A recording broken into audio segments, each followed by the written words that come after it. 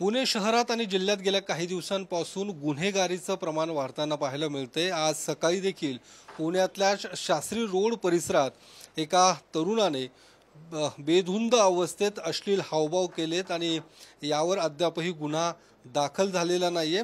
मात्र गेल्या काही दिवसांपासून या सातत्याने घटना वाढताना आपल्याला पाहायला मिळतात। या संदर्भात बोलण्यासाठी आता आपल्या सोबत काँग्रेसचे माजी आमदार रवींद्र धंगेकर आहेत।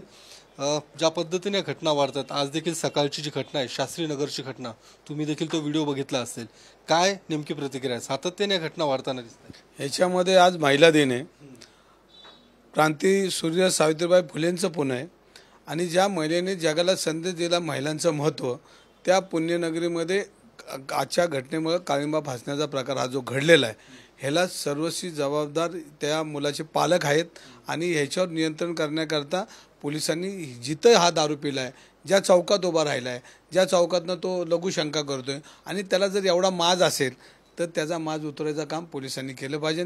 ज्या पद्धतीनं पोशो कारमध्ये ज्या अग्रवाल कंपनीचा जसा पोलिसांनी माज उतरवला आहे, तसा हा बड्या बापाचा कोण पोरगा असेल त्याचा माज उतरवला पाहिजे। ह्या पुण्याला एक सांगितलं पाहिजे की असा जर उत्मात करत असेल तर तुम्हाला पोलीस सोडणार नाही, हा संदेश या कायद्याचा धाक दाखवून हा संदेश पोचला पाहिजे। काल कोथरूडमध्ये ज्या पद्धतीने गुन्हेगारांनी चालणाऱ्या युवकांना मारहाण केली, नाकाचा हाड तुटले, बरगडी तुटली आणि भाजपच्या नेत्यांचे फोन येतात त्यांना सोडा म्हणून, रात्री उशिरा तो गुन्हा दाखल केला। शेवटी कमिशनर साहेबांना फोन करावा लागला, त्यांनी जी माहिती घेतल्यानंतर गुन्हा दाखल होते। पोलीस बागेची वाट का बघता, खुर्च्या गरम करायचं काम का करताय, ॲक्शन का करत नाही? आणि 2 दिवसापूर्वी मोमीनपुऱ्यामध्ये एक हातगाडी व्यावसायिकाला गुन्हेगारांनी मारहाण केली, त्याचा फोटो पोलिसांना नेऊन दिला आहे।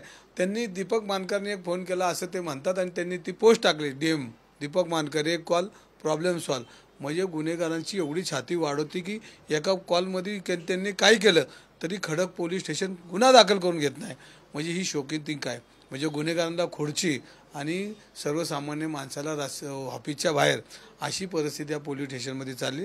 आयुक्तांनी याच्यावर लक्ष ठेवलं पाहिजे आणि त्याच्याबरोबर खेडमध्ये बी तो एक प्रकार झाला। म्हणजे सातत्यानं की काय चाललं आहे महाराष्ट्रामध्ये, सर्वसामान्यांनी जगायचं का नाही, रस्त्याने चालणाऱ्या माणसावर अन्याय, रस्त्यावर पोट व्यवसाय भरणाऱ्याला अन्याय, आणि पोलीस जर याच्या धाक जर दाखवीत आणि जर नुसतं नेत्यांचे पुढ्यांचे फोन येणार असतील तर सर्वसामान्य माणसांनी जगायचं कसं, हा महत्त्वाचा मुद्दा। नक्कीच मोमीनपुरातले काही लोक देखील तुमच्याकडे आलेले आहेत भेटायला, तो सुद्धा मोठा प्रकार या ठिकाणी घडलेला आहे।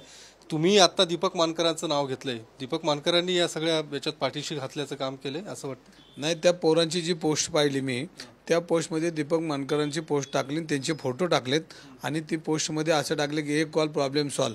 म्हणजे जर पोलीस खात्यामध्ये जर तक्रार द्यायला गेला आणि त्यांच्यावर कारवाई झाली नाही तर मग अशा पद्धतीने जर गुन्हेगारी जर तुम्ही एका उंचीवर न्यायचं काम करणार असेल आणि शहर अध्यक्ष जर राष्ट्रवादीचं असं करत असेल तर मग पुणेकरांनी न्याय कोणाला मागायचा, सत्तेचा माज किती आणि किती पाहिजे, हा महत्त्वाचा मुद्दा आहे। आणि याच्यामध्ये जर ते पोस्ट तुम्ही बघितले असेल तर तुम्ही पोस्ट फिरते तर त्यांनी जर आणि ते गुन्हेगार ज्या पद्धतीने वावरतात त्या गुन्हेगारांना संरक्षण देण्याचं काम दीपक मानकर जर करत असेल तर त्या सगळ्यांवर गुन्हे दाखल झाले पाहिजे, हा माझं मत आहे। आणि पुणेकर म्हणून आणि सर्वसामान्य लोकांना न्याय द्यायचं म्हणून हे गुन्हे दाखल जर नाही झाले तर ही लोक ह्याच्यापेक्षाही जास्त पद्धतीने उत्मात करतील, ह्याच्यात माझ्या मनात शंका नाही। हे गुन्हेगार आहेत, ह्यांच्यापूर्वीचे अनेक केसेस आहेत, ह्यांनी जे करार अंबिकांचे व्हिडिओ क्लिप आमच्याकडे आहेत ह्याच्या पूर्वीच्या बी आहेत। म्हणजे पोलीस त्यांना वाचवण्याचा प्रयत्न करतोय, हे वाचवता कामा नये। पण मग पालकमंत्री देखील त्यांचेच आहेत, अजितदादा आहेत, मग यांचं सगळं पाठीशी घालण्याचं कामच दादांकडनं होतंय।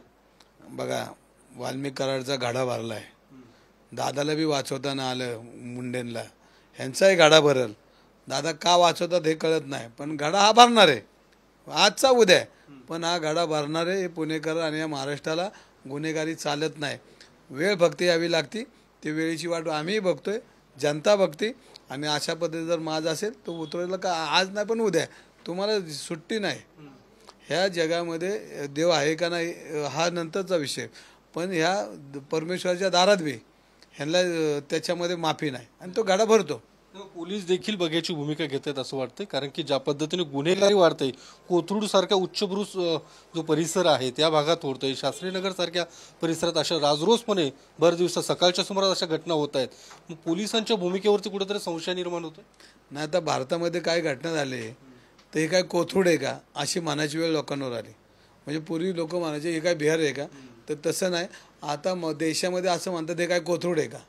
म्हणजे इतकं कोथरूडचं नाव खराब झालेलं आहे. ह्याला जबाबदारी ही सगळी भारतीय जनता पार्टीचे लीडर आहेत आणि यांनी वाढवली गुन्हेगारी आणि पोलीस स्टेशनमध्ये मारामारीच्या अगोदर नेत्याचा फोन जातोय.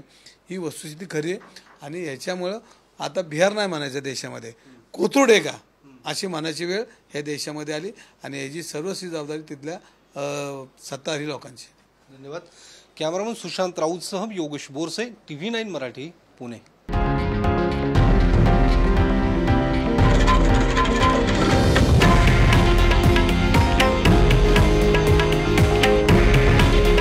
हे आहे देशातील नंबर 1 न्यूज नेटवर्क आणि आपण पाहत आहात TV9 मराठी. काळजी तुमची, हित महाराष्ट्राचं.